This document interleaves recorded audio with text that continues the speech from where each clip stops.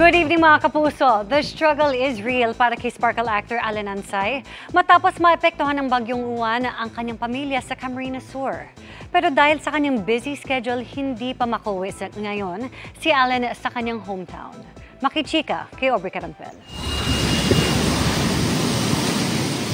Isa ang Camarines Sur sa mga dinaanan at sinalantan ng bagyong Uwan.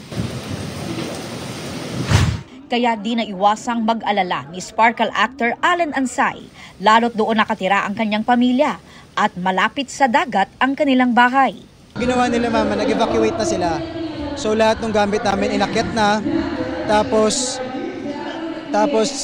kumbaga mas inisip na nila kaysa isipin yung mga gamit, mas inisip nila mag-evacuate kasi mahirap na abutan ka ng dagat o abutan ka ng baha. Sa ngayon, hindi pa nakakauwi sa kanyang hometown si Allen dahil abala sa trabaho.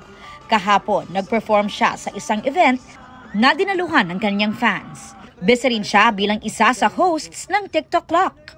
Sobrang dami ko natututunan talaga, especially kila Kuya Kim, sa lahat ng cast ng TikTok Clock. Sa November 15, present naman si Allen sa 30th anniversary concert ng Sparkle GMA Artist Center na Sparkle 30. Sana pumunta yung mga kapuso natin and kumbaga mag-meet tayo doon and enjoy lang natin. This month din ay babiyahe rin si Allen papunta namang Japan. Kasama raw sana niya sa work trip na ito ang ka-love team na si Sofia Pablo. Pero nasa loob na ng bahay ni Kuya si Sofia bilang isa sa PBB Celebrity Collab Edition 2.0 housemate. Bagamat aminadong namimiss si Sofia, suportado naman daw ni Allen ang kanyang PBB journey, pati na ng iba pa nilang kaibigan. Ako naman talaga is todo suporta. And syempre, dami ko din itong mga kaibigan. Ayan, sila Anton, sila Marco, sila Clifford. Mga close ko din talaga sila. Especially si Aki.